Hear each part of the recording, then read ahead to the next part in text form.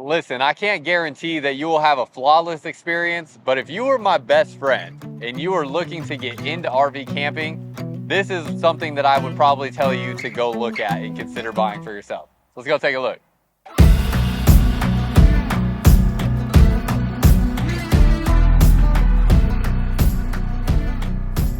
What's up, y'all? Welcome back to another video. If you're new here, my name is Miles with Firmly Unbound, and we are here taking a look at this 2024 Forest River Flagstaff E-Pro 19 FDS. You'll be able to see the floor plan layout and the specs on the screen. This here is a small, compact travel trailer RV, and we're here at Blue Compass RV taking a look at this. So if you're interested in your next RV, there's a link down below in the comments and description to help you get started, as Blue Compass has over 100 different locations in 33 different states to help you find your next RV and help you find something close to you. So use that link down there to help you get started. But as we get into this camper here, let me look at the specs here with you. We are at a cargo carrying capacity of 833 pounds. It is 20 feet 2 inches, and dry weight is 3,614 pounds right there. So very lightweight camper, and there are so many different reasons why I would recommend something like this. If you don't know my history, I have been in the RV industry for about 5 or 6 years now. I sold RVs for the first 3 years of that time. I started building this YouTube channel while I was selling RVs, and then for the past couple of years, I've been doing nothing but filming RVs. So that is kind of where my credibility lies, is I've seen basically every single RV out there in existence. And when it comes to looking at your first RV, there's so many different options out there. It can be very overwhelming. This here is a good middle of the line travel trailer that I think is going to get you out doing what you want. Right away, let's rule out, if you're a brand new RVer, I would not recommend motorhomes. So anything like this, whether it's a Class C motorhome like that or a Class A motorhome like this, that's a bus or a B van, I wouldn't recommend any of those because they take such a big upfront financial investment. Most people that end up going that route don't really know what they're getting themselves into. They don't really know how much is going to be involved with RVing, and it can be an overwhelming experience. So if you feel like you really know what you're doing, you could go that route, but I would certainly recommend going with a truck and travel trailer combination to start. And then if it were me recommending to a friend, I would not recommend stuff like this, like your most entry-level stuff. Now, if this is what your price range allows for, go for it and figure out how you like it, figure out what you like of the experience, what you don't like, and then you can move on from this trailer and upgrade as your budget also increases. But these here are aluminum sided RVs, wood framed. They get the job done. My family has an aluminum sided RV that we still use that's over 20 years old, and it gets the job done when we need it to do what we need it to do. However, if you want to have a little bit more of the nicer things in life, but you don't want to spend a crazy amount, that's where something like this comes into play. So this also is a 2024 model, although 2025 started coming out in about August of 2024. So 2025 has been out for a few months now. It's already December as of filming this. And this is a 2024 that's still available here. So that means you can get a really good deal on what is still a brand new, never been titled RV. And really the only thing I would consider with purchasing a model like this, where it's basically sitting at about a year old now, you can actually tell exactly how long this has been sitting on a lot. If you come look at this sticker right here, it has been here basically since February of 2024. So it's still not quite a year old, but it's been here for about 10 months already. The biggest thing I would consider with that is just checking the roof. So this has had basically 10 months of sun exposure to the roof. I'm definitely going to want to get up there, check the roof, make sure all the seams and everything are still solid up on that roof. And this still applies to whether you're looking at a 10-month-old RV or a 10-day-old RV or a 1-day-old RV. From day one, you should be checking the roof and checking the seals on your roof to make sure there's no cracks or any, defects there in the seams on the roof. But let's go ahead and hop inside. Another thing I will note is this is a single axle lightweight camper. So that makes this so much more easily towable.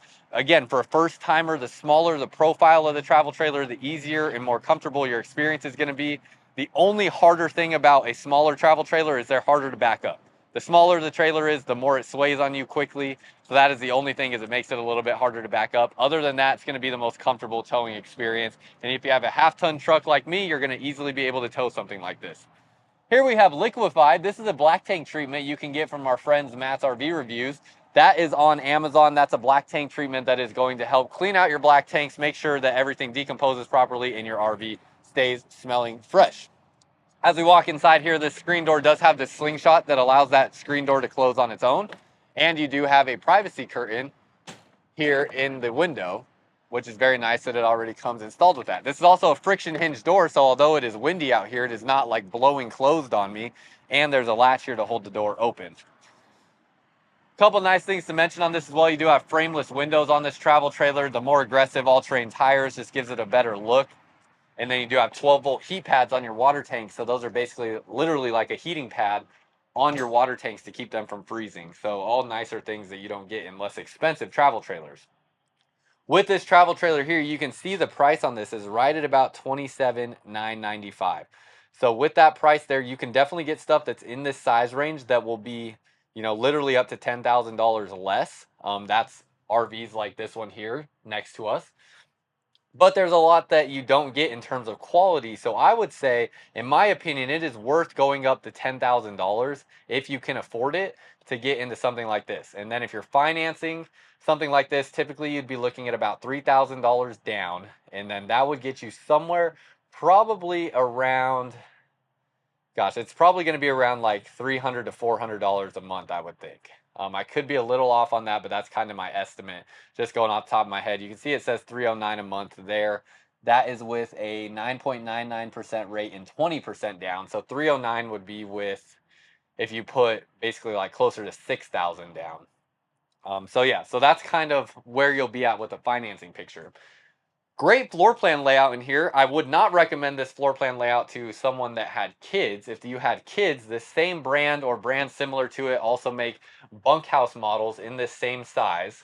So if you had kids, you can get models that would have like a bunk bed or a set of bunk beds right behind this dining table here, and it would just push the bathroom over a little bit. There's different options out there to give you bunk beds, but if you're just single or a couple, I mean, this is a pretty killer floor plan layout. Great storage in here. You have great seating space with the sofa and the dining table. This table does come up, so it actually sits at a table level, so you can enjoy a meal there. And then you have good quality in here as well. So whereas all of your entry-level travel trailers have basically like a pressed wood that is wrapped with a decorative material, this is actual solid stained hardwood. So just better quality there. Spot here to hang clothes. The workmanship is better in here as well. You have like no exposed hinges or anything like that, so it gives it a cleaner look. Then with these, with the sofa here in this model, it does have little kick-up leg rests. So love that. You get your little leg rest there if you want it. Has a flip-down armrest. And then this is so easy to make into a bed. I love it.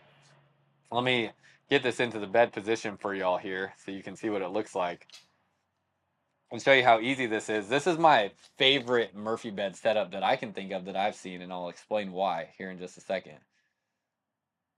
So camera set up here. Jackknife sofa, so you just lift this up. There is storage all underneath here. So all open to storage under there. And then you just have these latches right here. You'll have one on each side. I already have that side undone. It has the flip down leg portion, so it just gives it a cleaner look when you put this in the full down bed position. And then there are straps to actually hold the mattress in place that aren't clipped in right now. But with those straps in place, you're able to do something really unique where you can keep the bed made at all times, and you can have the pillows on the bed stay in place when it is in the sofa position. So you see that laid down so nicely there. It comes with a pretty nice mattress as it is, but you could upgrade the mattress and put like a full queen size mattress in here if you wanted to as well. This one here is about 74 inches long. I say that actually you might have to stick with something this size now that I think about it. So you could just put a foam topper on top of this as well and cut it to size, because once you put it up in the bed position, there might not be additional height there for it to fit, or sorry, in the sofa position, there might not be height there for it to fit up against the ceiling. But about 74 inches long on this bed there. You have outlets on both sides of the bed. Actually, let me correct myself there. Outlet on this side and USB ports on this side with a USB Type-C connection and an outlet there in the corner. Same clothing rod on this side. Spot to put a Wi-Fi router if you need to have Wi-Fi on the road, and then you have that windshield there for letting in some daylight and having a view. It does have a pull-down blackout shade with magnets to hold it flush up against that window. Pull-down blackout shades on these windows as well. That's another premium feature. More of your entry-level travel trailers will just have a pleated shade that do not block out all the light. So definitely nicer to have that. You have a nice big AC unit in here. It's going to push air out in both directions. So you'll have no problem cooling down this RV, especially in this size. Stay comfortable. Something like this RV gives you all those comforts where you have an air conditioner, you have a furnace, you have your own designated bathroom space, you have a you have a shower, and you just have everything that you need to be comfortable. Still plenty of room to move around. 12-volt refrigerator and freezer. And again, you can look for 2025 models too, but with a 2024, you can definitely get a bit of a more aggressive price because these dealerships want to move these RVs that have been sitting here for a while and haven't sold for whatever reason that may be. You have a 3-burner gas stove, vent fan to vent out smells while you're cooking, storage space and all your goodies up in there. You have a square stainless steel sink, storage space underneath here, bottle opener right in that area as well, and then you do have an air fryer function built in to your microwave since there's no oven. Have your window on the kitchen area, then turn around this way, nice campside window. All of your controls for this travel trailer were right here when you walk in. And again, you have 12-volt heat pads on your water tanks on this. This also connects to your phone. Then you can see all your tank levels. More storage space up here. Always nice to have this additional storage space. Magnet latches to hold the cabinet shut. Definitely prefer that. 32-inch screen TV already installed with a JBL soundbar. Again, table will come up and make this into a spot to eat when you need it. Should have storage space. Nope, just kidding. These are sealed closed. So it looks like your furnace components are underneath here and then electrical components under there. Yeah, so no storage underneath the dinette. Have a little bit of storage space under there for when you're in travel mode. And a light here I forgot to turn on. Then as we walk back this way, really great bathroom size as well. You have a porcelain foot flush toilet, medicine cabinet there.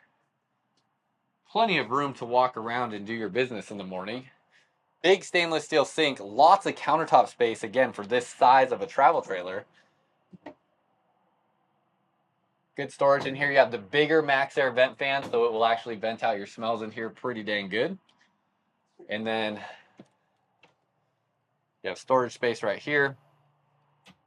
Spot to hang a towel, spot for some sponges or anything like that. And then underneath here, there's actually supposed to be a divider right here that kind of came out. But this here is not open to any storage because it's actually storage for the outside portion. You have heat ducted into here, AC ducted into here. Actually, sorry, AC is not ducted into here.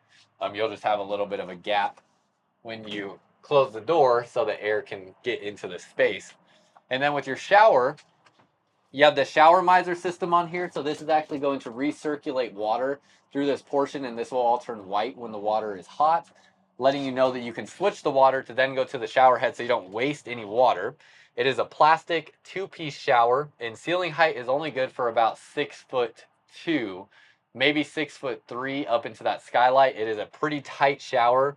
If you're over 6 feet tall, you're definitely going to be hunching over to get under that shower head. And I wouldn't say the shower is comfortable until you're about 5'9", maybe 5'8", and then it gets really comfortable. Plastic 2-piece shower though, spot where you can put your different accessories and things like that, and you have some shelving. So overall, this travel trailer just offers everything that you would need. Nothing too much extra. I don't think it's too much of a financial investment where you know what I don't want to happen when somebody goes to purchase an RV is I don't want you to have an absolutely miserable experience where you just hate the RV lifestyle from there on out because of how bad your experience was that could have probably been prevented. And I don't want you to end up spending too much money and just ending up in a hole where you have to get rid of your camper anyways and don't end up getting to do what you want to do. And I don't want you to get into something that's so cheap that it just turns you off to the RV world as well. These are all things that I've seen happen many, many times. I think this brand that we're in is a great brand to start out in where you can kind of miss some of those beginner pains and also not be so financially invested that it's just bearing you, hopefully. And then also can get something that's good quality that I think will give you a pretty pleasurable experience while you are out camping. That is just about everything on the inside. This camper also has a 5/8 inch thick tongue and groove plywood flooring. As we step back here, we're going to point out just some of the things here. You have Asdel sidewalls. So this is going to have the composite panel Asdel sidewalls inside of here. Your storage areas have these clips here to hold these shut. I love those. So they're slam latch doors. You have a little outdoor table here. This storage passes all the way through. This is also underneath the sofa. You have a clip here to hold your door open and a little stopper here to make sure your door doesn't hit the sidewall. All great quality things. You have the Lippert quick drop stabilizer legs. I love these for how quick and efficient they are, but also how good the stabilization is on these. These are truly some of the best stabilizers out there. Connected drill bit to this piece, it'll shoot those down way quicker than electric stabilizers and be very fast and efficient for you. You have exposed tanks underneath here, but they do have 12-volt heat pads on the tanks. So that will keep them from freezing if you do find yourself needing to prevent these tanks from freezing underneath there. Not many instances where people actually do find themselves in those circumstances unless they're living in an RV, but you still have the capability nonetheless. Spot to store your sewer hose and your spare tire underneath here. Plus it is on a torsion axle, so it sits a little bit higher up off the ground. And those all-terrain tires also help with that a bit too. More storage space here. This is just kind of like a vertical storage area. Spot to add more solar on the side of this RV. You have a nice big awning outside, solid entry steps, so these make contact with the ground, giving you a really comfortable space getting in and out of there. Again, frameless windows looks really nice. Spot here where you can put that table that we saw in the passenger storage. It would connect right there. Does have a 6-gallon gas and electric water heater. Unfortunately, this door is locked, but this is just a little shallow outdoor storage space behind and underneath that sink in the kitchen, so it also gives you quick access to those water lines there. Outdoor water connections here. You have your outdoor shower. Should definitely note, I think I already mentioned this, but if you're buying an RV like this one here that's been on the lot for 10 months, get up here on the roof, and no matter what RV you're buying, get up here on the roof, check these seams everywhere, make sure there's no fractures, there's no cracks. You want to do this as regularly as you possibly can on your RV because this is your responsibility to make sure that no water leaks in where any of these seams are at. And it's up to you to monitor that throughout the lifespan of your RV. So from day one, no matter how old your RV is, how new it is, you should be doing this as often as you can. And you should definitely do it before you take your RV home and get up here and check all these seams and make sure they're all good. You see you have a low profile AC right there. It has, that looks like a 200-watt solar panel that you have up on the roof. And then it does already have a MaxxAir vent fan cover. So that's pretty nice. You can see these other RVs don't have covers over those vent lids. This one already has this vent cover installed, which is nice, as some people typically purchase that additionally when they buy their RV. Because it is a nice to have where you don't have to be so concerned if you accidentally left your vent fan or your vent open and your fan running. You have a slide topper already installed on top of your slide out, another nice add-on that prevents water buildup on top of the slide, prevents debris buildup on top of the slide, and protects the slide out from the sun. You have a receiver hitch along the back here. This is going to be rated for 300 pounds, so you can load accessories on the back of this travel trailer. Bring more stuff along with you. Stabilizers along the rear side. You have your dump valves right there, so all your black and gray tanks come to that one spot. You have a Schwintek slide mechanism, storage space here underneath the kitchen area. A little bit of shallow storage there. And that is pretty much it. This is the other passenger storage. That door's locked. And then this is another storage spot here on this side. Your docking light switch for the lights up front. 20-pound propane bottles, power tongue jack up front to level the front end of the RV. And that's pretty much it. So I would feel fully confident recommending a travel trailer like this to any one of my best friends. Not that I have like any best friends, but if I did, this is what I would recommend. I think this is just a great camper to start out with. It's going to make your life very easy. Some people start out with the pop-up campers as well. This is just less maintenance and hassle-free setup and tear down when you go camping than a pop-up camper is. Those take a bit more work. But that's what I would recommend, is something like this here. It's kind of a middle of the line. There's stuff in this size range that can easily be up to like the $50,000, $60,000 price range. And I just don't think you need to get that much to start out. And then there's stuff like this that is in the teens, you know, that's like $15,000 to $20,000 that I think is just, it's worth spending a little bit of extra money to get something like this here in the middle. So that's my thoughts. You let me know what you think down below in the comments, and that's all I got for y'all. Until next time, live firmly unbound.